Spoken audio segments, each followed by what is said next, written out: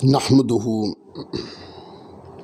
वनुसल्ली वनुसल्लिमु अला रसूलिहिल करीम अम्मा बाद फ़अऊज़ु बिल्लाहि मिनश शैतानिर रजीम बिस्मिल्लाहिर रहमानिर रहीम। या साहिबल जमाल व या सय्यदल बशर मिन वजहिकल मुनीर लक़द नुव्विरल क़मर ला युमकिनुस सनाउ कमा कान हक़्क़ुहु बादस खुदा बुजुर्ग तुई क़िस्सा मुख्तसर व अहसनु मिन कलम तरक़त आइनी व अजमलु मिन कलम तलिद निसाउ खुलिक़त मुबर्रअम मिन कुल्लि ऐब कअन्नक क़द खुलिक़त कमा तशाउ बलगल उला बिकमालिही कशफ़त दुजा बिजमालिही हसनत जमीउ खिसालिही सल्लु अलैहि व आलिही अल्लाहुम्मा सल्लि व सल्लिम व बारिक अला सय्यिदिना व मौलाना मुहम्मद व बारिक व सल्लिम व सल्लु अलैहि। अल्लाह रब्बुल इज़्ज़त का शुक्र है कि जिसकी तौफ़ीक ने हमें हाजिर होने का शरफ़ अता किया है। हम अपनी सिलसिलावार गुफ्तगू अल्लामा इब्न शाहीन रहमतुल्लाह अलैह की किताब अत-तरग़ीब फ़ी फ़दाइलिल आमाल से कर रहे हैं। अब तक की गुफ्तगू के अंदर 11 अबवाब और 93 हदीसें मुकम्मल हो चुकी हैं।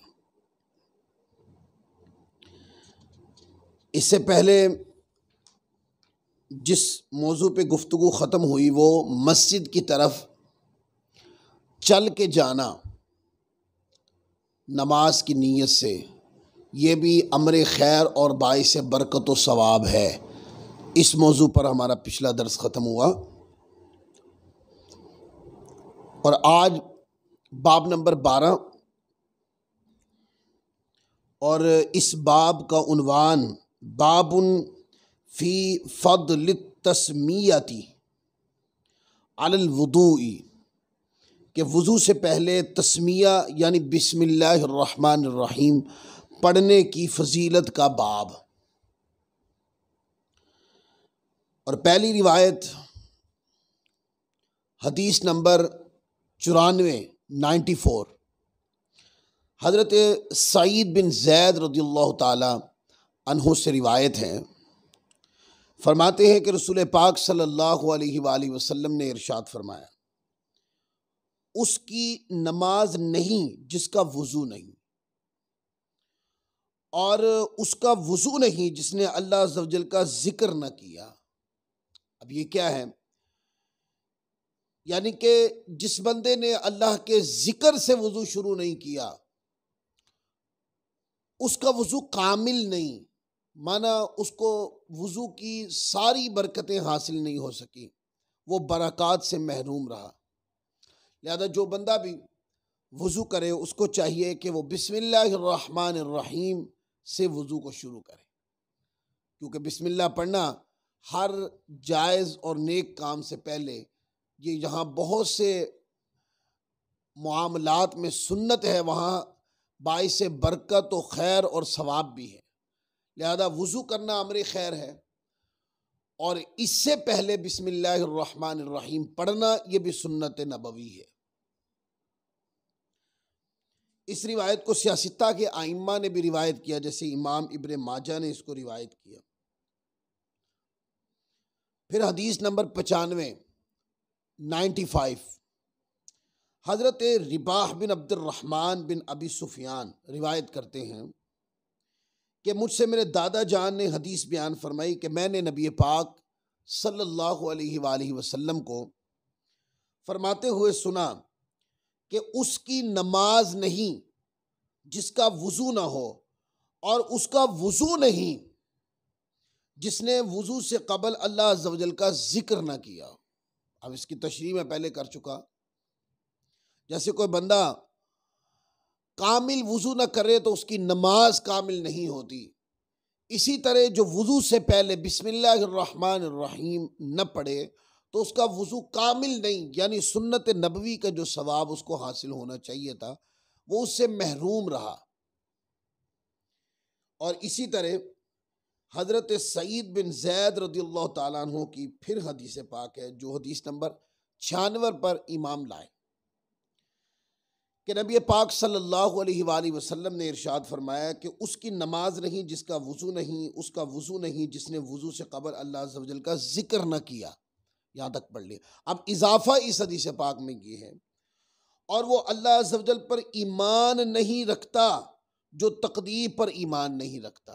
ये जुमले हैं, क्योंकि तकदीर पर ईमान फर्ज है। जो ईमान नहीं रखता तकदीर पर, ऐसा बंदा दार इस्लाम से खारिज है। अब इसके अंदर भी वही तंबीह कि जब जिक्र किया, जब वुजू किया जाए तो उससे पहले अल्लाह का जिक्र किया जाए, यानी बिस्मिल्लाहिर्रहमानिर्रहीम, जो वुजू में बाइस बरकत व फजीलत है, ये पढ़ के वुजू शुरू किया जाए। इसकी तरगीब है इस हदीस पाक के अंदर। फिर आगे हदीस नंबर 97 देखे। हजरत रिबाह बिन अब्दुर्रहमान बिन अबी सुफियान रिवायत फरमाते हैं कि मैंने अपनी दादी जान से सुना, उन्होंने रसूल पाक सल्लल्लाहु अलैहि वसल्लम को फरमाते हुए सुना कि जो मुझ पर ईमान नहीं रखता वो अल्लाह अज़्ज़ व जल पर ईमान नहीं रखता, और वो मुझ पर ईमान, फरमाया वो मुझ पर ईमान नहीं रखता जो अंसार से मोहब्बत नहीं करता, और उसकी नमाज नहीं जिसका वुजू नहीं, उसका वुजू नहीं जिसने अल्लाह अज़्ज़ व जल का जिक्र न किया हो। अब इस हदीस पाक के अंदर बड़ी प्यारी गुफ्तगू आई,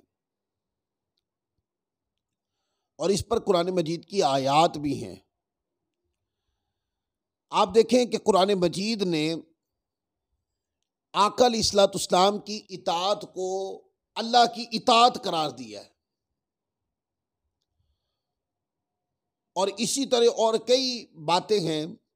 अल्लाह रब्बुल इज़्ज़त ने अपनी मोहब्बत को, कि कोई अगर मुझसे मोहब्बत करता है तो इसकी शर्त यह है कि वह रसूलुल्लाह से मोहब्बत करे। इसी तरह कुरान मजीद के अंदर आप बहुत सी आयात देखेंगे कि जिसके अंदर लफ्ज़न, यानी कि ईमान बिर रसूल का जिक्र है, पर लफ्ज़न ईमान बिल्लाह का जिक्र मौजूद नहीं है। लफ्ज़न ईमान बिल्लाह का जिक्र मौजूद न होना इस बात की दलील नहीं कि वो अल्लाह पर ईमान लाना जरूरी नहीं, ये बात नहीं है, बल्कि ईमान बिर रसूल जो है वो उन्वान है ईमान बिल्लाह पर, यानी कि जो रसूल पर ईमान लाया वो अल्लाह पर भी ईमान लाया। तो ईमान बिल्लाह का उन्वान ईमान बिर रसूल को कुरान मजीद ने बना दिया। इस पर कुरान मजीद की आयात है। तो आप इस हदीस पाक के मजमून को इसके तनाजुर में समझने की कोशिश करें कि आका अलैहिस्सलाम ने इरशाद फरमाया कि जो मुझ पर ईमान नहीं रखता वो अल्लाह अज़्ज़ व जल पर ईमान नहीं रखता, यानी कि जो बंदा मेरी ज़ात पर ईमान को तर्क करके अगर ईमान का कोई मफहूम समझता है तो वो ईमान ही नहीं है। ईमान क्या है? फरमाया कि जो मुझ पर ईमान लाया वो समझे कि अल्लाह पर ईमान लाया, और जो अल्लाह पर ईमान लाए पर मुझ पर ईमान न लाए, ये ईमान काबिल कबूल न तो काबिल कबूल है ना ये ईमान है। तो आपने समझाया कि जो मुझ पर ईमान लाया वो समझे कि अल्लाह पर ईमान लाया। तो आका अलैहिस्सलाम की ज़ात अक़दस पर ईमान लाना हुक्मन ईमान बिल्लाह को शामिल है। इस पर कुरान मजीद की कई आयात हैं, कई आयातें कुरानी उठा के आप पढ़े, उसके अंदर यह मज़मून आपको मिल जाता है। तो आका अलैहिस्सलाम पर ईमान लाना ये उन्वान है कि वो बंदा अल्लाह पर भी ईमान लाया। और जो रसूलुल्लाह पर ईमान नहीं रखता वो लाख बार करोड़ बार अल्लाह का नाम ले, ला इलाहा इल्लल्लाह करोड़ बार कहे, ये लफ्ज ला इलाहा इल्लल्लाह बिन मुहम्मदुर रसूलुल्लाह के अकीदा वहदानियत नहीं, यानी कि अल्लाह पर कामिल ईमान का उन्वान नहीं है। आप देखें ला इलाहा इल्लल्लाह ये ऐलान वहदत है, मुहम्मदुर रसूलुल्लाह ने इसको पूरा अकीदा बना दिया। अब कोई बंदा ला इलाहा इल्लल्लाह मुहम्मदुर रसूलुल्लाह पूरा पढ़े तो मुसलमान होगा, और अगर वो अल्लाह पर ईमान लाए और आका की ज़ात अक़दस को तर्क कर दे तो ये ईमान ना कामिल है, ना मुकम्मल है, ना इससे ईमान ही बनता है, ना इससे कोई मुसलमान होता है। लिहाजा दो बातें ज़हन में रख लें। ईमान यानी कोई बंदा अल्लाह के रसूल पर ईमान लाया, तो अल्लाह के रसूल पर ईमान लाने का मकसद है कि वो अल्लाह पर भी ईमान लाया। तो इस आयत हदीस पाक के अंदर ईमान बिर रसूल को उन्वान बना दिया ईमान बिल्लाह का। एक सवाल ज़हन में उठता है कि क्या फिर ईमान बिर रसूल अगर कोई ले आए तो ईमान बिल्लाह की हाजत नहीं? नहीं, हुक्मन ईमान बिर रसूल के अंदर ईमान बिल्लाह शामिल है। देखे ना, जब तक आप अल्लाह के रसूल पर ईमान लाए हैं तो अल्लाह के रसूल पर ईमान लाए हैं ना, तो जब अल्लाह के रसूल पर आप ईमान लाएंगे तो ईमान बिल्लाह भी आप साथ लाएंगे। तो फरमाया कि जो मुझ पर ईमान नहीं लाया वो ये समझे कि अल्लाह पर ईमान नहीं लाया। और फिर आगे हुजूर अलैहिस्सलाम ने अंसार सहाबा की मोहब्बत, अपनी मोहब्बत जो है वो अंसार सहाबा से मोहब्बत के साथ मशरूत कर दी, क्योंकि हुजूर अलैहिस्सलाम जानते थे, आप निगाह रिसालत से जानते थे कि कुछ वक्त गुजरेगा, कुछ सदियां गुजरेंगी, कुछ लोग आएंगे, वो सहाबा जिन्होंने दीन की खातिर तन मन धन कुर्बान किया, लोग उनकी ज़ात अक़दस पे कलाम करेंगे और उनकी ज़ात की तरफ ईमान की नफ़ी मंसूब करेंगे, किताबों में लिखेंगे। इसलिए हुज़ूर अलैहिस्सलाम ने फरमाया, आका अलैहिस्सलाम ने फरमाया कि वो मुझ पर ईमान नहीं रखता, उसका मुझ पर कामिल ईमान नहीं, जो अंसार से मोहब्बत नहीं करता। अंसार से मोहब्बत ये आका अलैहिस्सलाम पर कामिल ईमान लाने की दलील है। लिहाजा उन लोगों को जो अंसारे सहाबा से, मुहाजिरीन सहाबा से, मुस्तफ़ा के सहाबा से प्यार और मोहब्बत करते हैं, उनको खुशखबरी है इस बात की कि आका अलैहिस्सलाम ने अपने ज़ात पर ईमान अकमल और कामिल होने की दलील सहाबा की मोहब्बत को करार दे दी। अब जो सहाबा की मोहब्बत जिन कुलूब के अंदर है, जो लोग सहाबा की मोहब्बत को कामिलन मानते हैं, वो आका अलैहिस्सलाम पर कामिल ईमान रखते, और जो सहाबा पर कामिल ईमान न रखता हो, वो लाख बार रसूलुल्लाह का कलमा पढ़े, वो कभी कामिल मोमिन नहीं हो सकता। और जो सहाबा को सरी गालियां दे, वो बदबख्त, वो मलऊन है, वो गुमराह है, बददीन है। वो सहाबा से तो मोहब्बत करने की तरगीब है। आप कुरान उठाएं, हदीस उठाएं, सहाबा किराम के साथ मोहब्बत ही फ़कत नहीं, टूट के मोहब्बत करने की तरफ इशारे हैं, तरगीब है। इसलिए इन ज़वात ने जब रसूलुल्लाह के साथ मोहब्बत की थी, जब अहले बैत से मोहब्बत की थी, जब आका अलैहिस्सलाम के घराने से मोहब्बत की थी, तो इन सहाबा ने भी टूट के मोहब्बत की थी। तन मन धन घर बार कारोबार सब मुस्तफ़ा और मुस्तफ़ा के आलो औलाद पर लुटा दिया था इन लोगों ने। लिहाजा आज तकाजा ये है कि जैसे सहाबा ने ज़ात अक़दस के ऊपर, हुजूर की ज़ात अक़दस पर, आपके अहलो अयाल पर, आपके अहले बैत पर, आपके पंजतन पाक पर जिस तरह टूट के मोहब्बत की तन मन धन लुटा दिया उन पर, आज ज़रूरत है कि इन सहाबा से इसी तरह की मोहब्बत की जाए। फिर आगे हदीस पाक है जिसको हजरत अनस इब्न मालिक ने रिवायत किया, ये हदीस नंबर 98 है कि एक दिन नबी पाक सल्लल्लाहु अलैहि वसल्लम की बारगाह में मस्जिद में हाजिर था। अनस इब्न मालिक कहते हैं, कबीला गफ़ार का एक शख्स आया, फिर वो मस्जिद से निकला तो नबी अलैहिस्सलाम ने उससे फरमाया, क्या तूने नमाज पढ़ी है? उसने अर्ज़ की, जी हाँ। रसूलुल्लाह सल्लल्लाहु अलैहि वसल्लम ने फरमाया कि बेशक तूने नमाज नहीं पढ़ी। 2 मरतबा फरमाया। वो शख्स परेशान हुआ, हज़रत सैयदना उमर फ़ारूक आज़म रज़ियल्लाहु अन्हु के पास आया। आप रज़ियल्लाहु ताला अन्हु ने उससे फरमाया कि तुझे क्या हुआ? तो उसने अर्ज़ की कि मैं हलाक हो गया, मैंने 2 मरतबा नमाज पढ़ी। तो जब भी नमाज नबी पाक सल्लल्लाहु अलैहि वसल्लम के पास से गुजरा तो आप सल्लल्लाहु अलैहि वसल्लम ने फरमाया, तूने नमाज ही नहीं पढ़ी। मैंने अर्ज़ की कि जी हाँ। तो आप सल्लल्लाहु अलैहि वसल्लम ने फरमाया कि बेशक तूने नमाज ही नहीं पढ़ी। हज़रत सैयदा फ़ारूक आज़म रज़ियल्लाहु ताला अन्हु ने फरमाया कि तुझ पर अफसोस है, जा और सैयदना सिद्दीक़ अकबर रज़ियल्लाहु अन्हु के पास। तो वो शख्स हज़रत सैयदना सिद्दीक़ अकबर के पास आया, सारा माजरा अर्ज़ की। उन्होंने फरमाया कि हज़रत मौला कायनात के पास जाओ। तो वो हज़रत सैयदना अली मुर्तज़ा रज़ियल्लाहु अन्हु की खिदमत में आया और अर्ज़ की कि मैंने नमाज़ पढ़ी। आका अलैहिस्सलाम ने फरमाया कि तूने नमाज पढ़ी है? मैंने अर्ज़ की जी हाँ। तो आप सल्लल्लाहु अलैहि वसल्लम ने फरमाया तूने नमाज ही नहीं पढ़ी। तो मैंने नए सिरे से वज़ू किया और दोबारा नमाज पढ़ी। फिर मैंने नबी अलैहिस्सलाम से के पास से गुजरा तो आप सल्लल्लाहु अलैहि वसल्लम ने फरमाया कि तूने नमाज पढ़ी है? मैंने अर्ज़ की जी हाँ। तो आप सल्लल्लाहु अलैहि वसल्लम ने फरमाया कि तूने नमाज नहीं पढ़ी। इस पर हज़रत अली मुर्तज़ा रज़ियल्लाहु ताला अन्हु ने फरमाया कि मुझे बता कि जब तूने वज़ू किया था तो तस्मिया पढ़ी थी, यानी बिस्मिल्लाह पढ़ी थी? उसने अर्ज़ की कि आप रज़ियल्लाहु ताला ने फरमाया जा, जब तू वज़ू वाला बर्तन पकड़कर पानी अपने हाथ पर डाले तो बिस्मिल्लाहिर्रहमानिर्रहीम पढ़ और फिर नमाज पढ़। फिर नबी पाक सल्लल्लाहु अलैहि वसल्लम के पास से गुजर तो देख, अगर फिर वही फरमाएं तो मेरे पास आना। वो आदमी गया, उसने वज़ू किया और तस्मिया पढ़ी, यानी बिस्मिल्लाहिर्रहमानिर्रहीम उसने पढ़ी। फिर जब नमाज पढ़ ली तो आका अलैहिस्सलाम के पास से गुजरा तो नबी अलैहिस्सलाम ने उसकी तरफ देख कर मुस्कुराए और आका अलैहिस्सलाम ने फरमाया अब तूने नमाज पढ़ ली है। अब एक तो इस हदीस पाक के अंदर बड़ी कि बिस्मिल्लाहिर्रहमानिर्रहीम वज़ू से पहले पढ़ना, अल्लाह के ज़िक्र से वज़ू को शुरू करना, इसकी तरगीब की तरफ इशारा है कि जब वो नमाज पढ़ के आता तो आका अलैहिस्सलाम ने फरमाया कि तूने नमाज नहीं पढ़ी, यानी वो वज़ू के साथ तूने नमाज नहीं पढ़ी जिस वज़ू के अंदर बिस्मिल्लाह की फजीलत शामिल है। तेरे वज़ू के अंदर, तेरी नमाज के अंदर बिस्मिल्लाह का फैज़ान नहीं।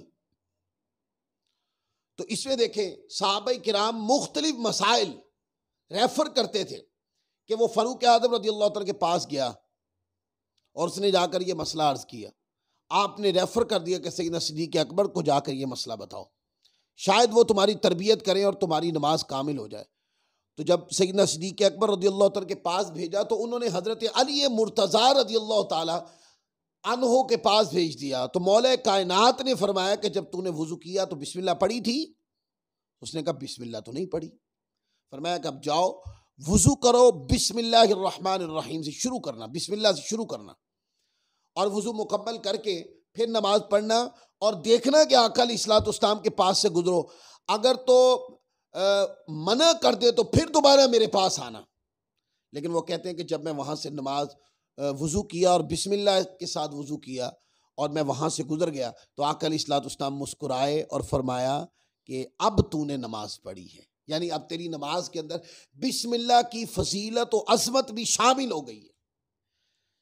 यहां पर एक बातिन की बात करूं, इल्म बातिन की बात, वो क्या कि देखिए कि जब मौला कायनात के पास से होकर वो शख्स दोबारा वज़ू करके गया और बिस्मिल्लाहिर्रहमानिर्रहीम पढ़ के वज़ू किया उसने, और उसके बाद फिर वो दोबारा वो नमाज पढ़ी और नमाज पढ़ के हुज़ूर अलैहिस्सलाम की बारगाह के करीब से, यानी आका अलैहिस्सलाम जहाँ तशरीफ़ फरमा थे करीब से वहाँ से गुजरा तो हुज़ूर अलैहिस्सलाम को उसने बताया तो नहीं, ना ही हदीस पाक के अंदर ये लफ्ज़ है कि किसी और के ज़रिए ये इत्तला मिली हो, नहीं। जब वो वहाँ से गुजरा तो आका अलैहिस्सलाम की निगाह नबूवत ने देख लिया कि अब जिस वज़ू से ये नमाज पढ़ के आ रहा है उसके अंदर बिस्मिल्लाह की अज़मत और फजीलत शामिल है। तो आका अलैहिस्सलाम ने ये कि वो बताए उससे पहले ही मुस्तफ़ा ने फरमा दिया, फरमाया कि अब तूने नमाज पढ़ी है। इससे आप अंदाज़ा करें कि निगाह नबूवत का आलम क्या था। हुज़ूर अलैहिस्सलाम की ज़ात अक़दस पर आपकी शान मुशाहदा ऐसी बाकमाल थी कि हुज़ूर अलैहिस्सलाम के सामने ज़ाहिर और बातिन एक ही तरह था। आका अलैहिस्सलाम जैसे ज़ाहिर को देखते ऐसे बातिन को भी मुलाज़ा फरमाते, ये शान है। फिर आगे देखें हदीस नंबर 99। हदीस नंबर 99 के अंदर हज़रत अब्दुल्ला बिन उमर रज़ियल्लाहु ताला अन्हु से रिवायत है कि आका अलैहिस्सलाम ने फरमाया कि जिसने वज़ू किया और अल्लाह अज़्ज़ व जल का नाम लिया वज़ू पर तो ये उसके सारे जिस्म के लिए तहारत है, यानी रूहानी तौर पर वो पाक और साफ हो जाता है अल्लाह रब्बुल इज़्ज़त के ज़िक्र की बदौलत। और जिसने वज़ू से कबल अल्लाह अज़्ज़ व जल का ज़िक्र यानी नाम न लिया तो ये उसके आधे वज़ू की नाम न लिया तो ये उसके आज़ा वुज़ू की तहारत होगी, पूरे तन बदन की तहारत नहीं, जहाँ जहाँ पानी लगेगा वहाँ की तहारत होगी, बाकी नहीं होगी। और अगर बिस्मिल्लाहिर्रहमानिर्रहीम यानी बिस्मिल्लाह पढ़कर अल्लाह के नाम से शुरू करें तो क्या होता है, रूहानी तौर पर बिस्मिल्लाह की बरकत से पूरा तन बदन वजूद पाक हो जाता है। फिर आगे हदीस नंबर 100 यानी 100, अब्दुल्ला बिन मसूद रज़ियल्लाहु ताला अन्हु से रिवायत है कि वो कहते हैं कि मैंने रसूल पाक सल्लल्लाहु अलैहि वसल्लम की को फरमाते हुए सुना कि जब तुम में से कोई एक वुज़ू में अल्लाह अज़्ज़ व जल का नाम जिक्र करता है तो उसका सारा जिस्म पाक हो जाता है, और अगर वो वुज़ू में अल्लाह अज़्ज़ व जल का नाम जिक्र न करे तो पाक नहीं होते उसके आज़ा मगर जिस पर पानी बहता है। बस जब तुम में से कोई एक अपने वुज़ू से फारिग हो तो वो कलिमा शहादत अशहदु अल्ला इलाहा इल्लल्लाहु व अशहदु अन्ना मुहम्मदन अब्दुहु व रसूलुहु पढ़े, फिर मुझ पर दुरूद शरीफ पढ़े। जब उसने ये कह लिया तो उसके लिए रहमत के दरवाजे खोल दिए जाते हैं। अब इस हदीस पाक में दो बातें, एक तो ये वही जो पीछे वाली हदीस के साथ रिलेटेड है, पिछली हदीस में भी आया मजमून कि जो बिस्मिल्लाह पढ़ता है अल्लाह ताला उसके तन बदन को रूहानी तहारत अता फरमाता है। और अगर कोई बिस्मिल्लाह से वुज़ू शुरू ना करे तो इसका मतलब ये नहीं कि उसका वुज़ू ही नहीं होता, फिर उसका वो वजूद उतना पाक होता है जिस पर वुज़ू का पानी बहता है। और दूसरी बात फरमाई कि जब भी वुज़ू करो तो आका अलैहिस्सलाम ने फरमाया कि कलमा अशहदु अल्ला इलाहा इल्लल्लाहु व अशहदु अन्ना मुहम्मदन अब्दुहु व रसूलुहु पढ़ा करो, क्योंकि वुज़ू के बाद जो भी ये कलिमा पढ़ता है तो आका अलैहिस्सलाम ने फरमाया अल्लाह उसके लिए रहमत के दरवाजे खोल देता है। लिहाजा जब भी वुज़ू करें तो क्या करें, फौरन वुज़ू के इख्तिताम पर कलिमा शहादत पढ़ें और उसके बाद हुजूर की ज़ात अक़दस पे दुरूद पाक पढ़ें, और फिर देखें रहमत के दरवाजे कैसे खुलते हैं। फिर हदीस नंबर 101 यानी कि 101, हज़रत अनस इब्न मालिक रज़ियल्लाहु ताला अन्हु से रिवायत है कि एक नौजवान आया, उसने वुज़ू किया और अल्लाह अज़्ज़ व जल का नाम न लिया, यहाँ तक कि नमाज़ पढ़ ली। पर जब वो फारिग हुआ तो उसे नबी अलैहिस्सलाम ने फरमाया, ए नौजवान क्या तुमने नमाज़ पढ़ ली? उसने अर्ज़ की जी हाँ। तो उसको आका अलैहिस्सलाम ने फरमाया कि तूने नमाज नहीं पढ़ी। और फिर वो पूरी हदीस है जो हज़रत अली मुर्तज़ा रज़ियल्लाहु तआला की तरबियत पर कि जाओ दोबारा जाकर वुज़ू करो और वुज़ू बिस्मिल्लाहिर्रहमानिर्रहीम से शुरू करना और उसके बाद नमाज पढ़कर हुजूर के पास जाना। अगर कबूल फरमा ले तो हक़ है, और अगर कुछ फरमाए तो दोबारा मेरे पास आना। लेकिन जब वो बिस्मिल्लाहिर्रहमानिर्रहीम से वुज़ू की इब्तिदा करके वुज़ू किया और नमाज पढ़ के जब हुजूर अलैहिस्सलाम के पास से गुजरा तो आका अलैहिस्सलाम ने हुजूर के शान मुशाहदा से हुजूर अलैहिस्सलाम ने देख लिया कि इसने बिस्मिल्लाहिर्रहमानिर्रहीम पढ़ के वुज़ू किया है। तो आका अलैहिस्सलाम ने फरमाया कि हाँ अब तूने नमाज पढ़ी है। तो ये आज का जो दर्स था ये वुज़ू की फजीलत के बाब में था, और वुज़ू से पहले बिस्मिल्लाहिर्रहमानिर्रहीम पढ़ना इस बाब में था, और इसकी अहमियत और इसकी तरगीब पर मबनी था कि जब भी वुज़ू करें तो उससे पहले वुज़ू शुरू करने से पहले बिस्मिल्लाहिर्रहमानिर्रहीम पढ़नी चाहिए। बल्कि हर नेक और जायज़ काम को जब भी आप शुरू करने लगे तो सबसे पहले क्या करें, सबसे पहले बिस्मिल्लाहिर्रहमानिर्रहीम पढ़ के उसको शुरू करें। इंशाअल्लाह अज़्ज़ व जल इससे अगला जो बाब है वो बाब नंबर 14 है, नमाज तस्बीह के बयान में जो नबी अलैहिस्सलाम ने अपने चचा हज़रत सैयदना अब्बास रज़ियल्लाहु ताला अन्हु को सिखाई। तो नमाज तस्बीह के बाब में है, इमाम उस पर हदीस लाए हैं। इंशाअल्लाह उस पर फिर हम अगले दर्स पे कलाम करेंगे। अल्लाह अज़्ज़ व जल हम सबको अमल की तौफ़ीक़ अता फ़रमाए। वमा अलैना इल्लल बलागुल मुबीन।